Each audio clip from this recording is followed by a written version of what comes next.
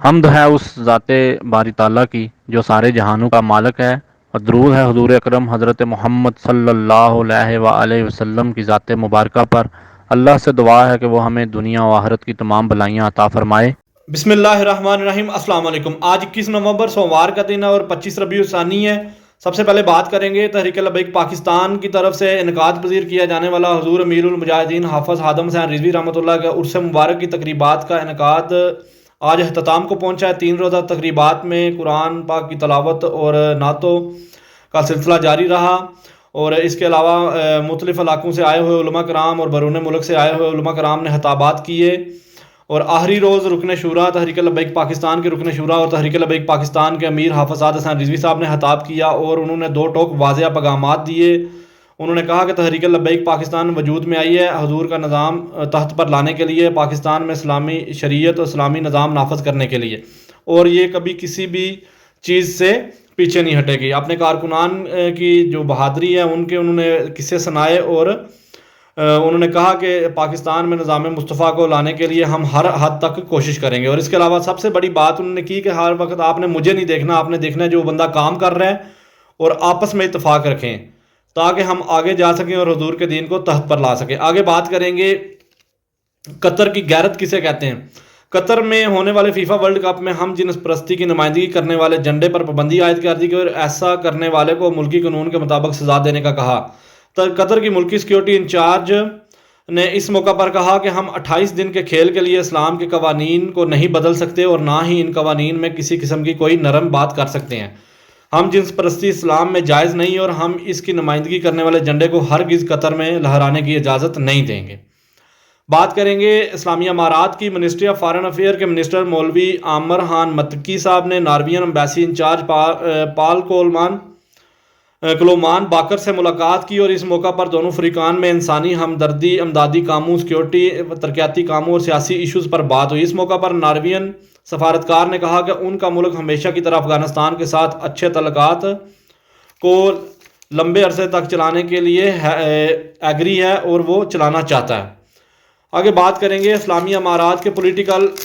Assistant مولوی عبدالکبیر صاحب نے وزارت داخلہ کے ڈپٹی منسٹر مولوی محمد نبی عمری صاحب سے ملاقات کی، اور عمری صاحب نے انہیں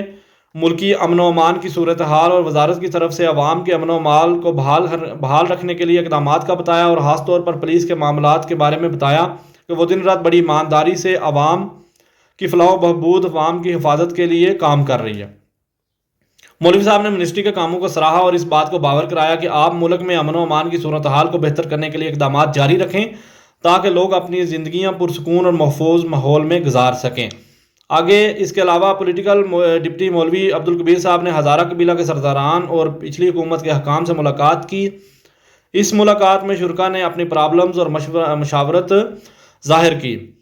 اور انہوں نے کہا کہ ہم جنگ کے ہرگز حامی نہیں ہیں، لیکن ہم ہزارہ کے لوگوں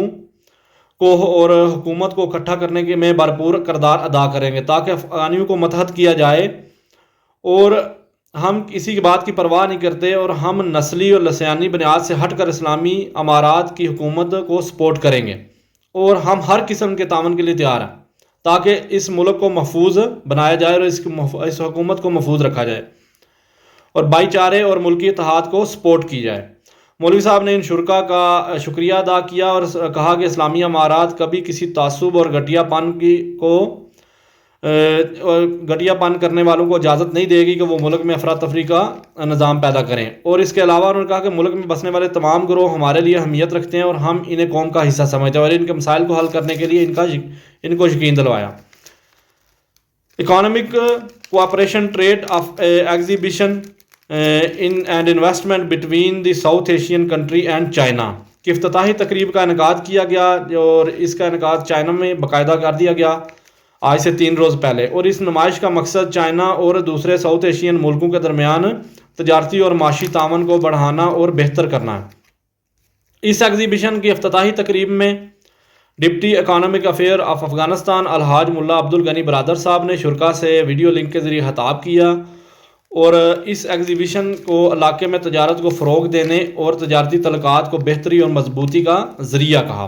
افغانستان، اور انہوں نے اس موقع پر کہا کہ افغانستان میں بہتر سرمایہ کاری کے مواقع ہیں، ان سے فائدہ اٹھانے کے لیے افغانستان میں سرمایہ کاری کریں اور انہیں آپ کو افغانستان میں ہر قسم کا تعاون فراہم کیا جائے گا۔ منسٹری آف حج اینڈ اوقاف نے پریس کانفرنس میں بتایا کہ منسٹری نے پورے ملک کے اماموں خطیبوں کے لیے جمعہ کے دن ایک خطبہ تیار کیا ہے جو کہ پورے ملک میں جمعہ کے دن پڑھا جایا کرے گا، اور یہ اسلامی امارات کے حکام سے پاس بھی کروایا گیا ہے۔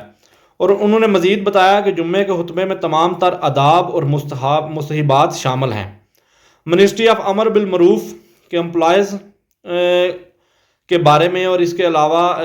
دوسرے جو حکومتی ملازمین ہیں ان کے بارے میں کوئی شکایت اگر وہ کسی بندے کو جا کے ان کے حقوق غصب کرنے کی کوشش کرے یا ان کو تنگ کرے تو ان کے لیے انہوں نے رابطہ نمبرز جاری کر دی ہیں تاکہ ہر بندہ گھر بیٹھے اپنی شکایات درج کروائے۔ اور اس کے علاوہ انہوں نے کہا کہ رپورٹ درج کروانے کے بعد ہمارے صوبائی اداروں یا مرکزی ادارے سے کوئی ممبر آپ کے پاس نہ پہنچے تو پھر آپ جا کر باقاعدہ کورٹ میں مکمل طور پر باقاعدگی سے کیس درج کروائیں۔ اس سے پہلے ہم حل کرنے کی کوشش کریں گے، اگر ایسا نہ ہو سکا تو آپ جائیں کورٹ میں اپنا حق لینے کے لیے۔ اس کے علاوہ صوبہ ہلمت کے عمل بالمعروف کے حکام نے بتایا کہ ادارے کے حکام نے مختلف اداروں کے ساتھ ایک اصلاحی میٹنگ کی جس میں ادارے نے حضور اکرم حضرت محمد صلی اللہ علیہ وآلہ وسلم کی تعلیمات کے مطابق پیش آنے کا کہا تاکہ بہتر اور پروفیشنل رویے کے ساتھ لوگوں کے درپیش مسائل کو حل کیا جائے۔ قطر میں موجود افغان سفارتکار کے ہیڈ ڈاکٹر محمد نعیم صاحب نے قطر میں اولڈ بورڈ کے نام سے لگائی جانے والی نمائش میں شرکت کی، اور اس نمائش میں انہوں نے قطر کلچرل فاؤنڈیشن کی طرف سے انہیں آفیشیل دعوت نامہ بھیجا گیا، اور اس موقع پر اس نمائش میں آنے والے متعدد ملکوں کے نمائندگان سے ملاقات کی اور دو طرفہ تعلقات کی بہتری کے لیے گفتگو کی۔ Ministry of information and culture نے کہا کہ ہم سمجھتے ہیں کہ انٹرنیشنل ادارے جو کہ جن میڈیاز کو سپورٹ کر رہے ہیں اپنے فائدوں کے لیے یہ غلط ہے اور ہمارے ملک کی حقیقی خبروں کو پس پشت ڈال دیتے ہیں۔ ہم چاہتے ہیں کہ ایسی رپورٹ سینٹر، میڈیا سینٹر کو یہ ادارے سپورٹ نہ کریں تاکہ اور ادارے اپنے حالیہ فیصلوں کے بارے میں دوبارہ سوچیں۔ اسلامی امارات اظہار رائے پر یقین رکھتی ہے لیکن اسلامی اور ملکی اصولوں کے مطابق انہیں مکمل سپورٹ کرے گی، اس کے آگے پیچھے کوئی سپورٹ نہیں ہے۔ افغان نیشنل سٹینڈرڈ ایجنسی نے ایران سے امپورٹ کیے جانے والے آئل کے 7 ٹینکر ایران کو واپس کر دیے جو کہ پور کوالٹی کے حامل تھے، اور ان ٹینکروں کی فرح پورٹ پر نیشنل سٹینڈرڈ ایجنسی کے نمائندگان نے مکمل چیکنگ کی اور واپس ملک بھیج دیے ایران کو، تاکہ وہ کہتے ہیں کہ ہمارے ملک میں ہر چیز سٹینڈرڈائز کی جائے گی۔ ہم چاہتے ہیں کہ اپنے ملک کے میں سیل کی جانے والی، یوز کی جانے والی ہر چیز ایک سٹینڈرڈ کے مطابق ہو، اور تاکہ ہم ایک انٹرنیشنل سٹینڈرڈ کے برابر پوری دنیا میں اپنے ملک کو ریپرزینٹ کریں۔ جزاک اللہ، بہت شکریہ۔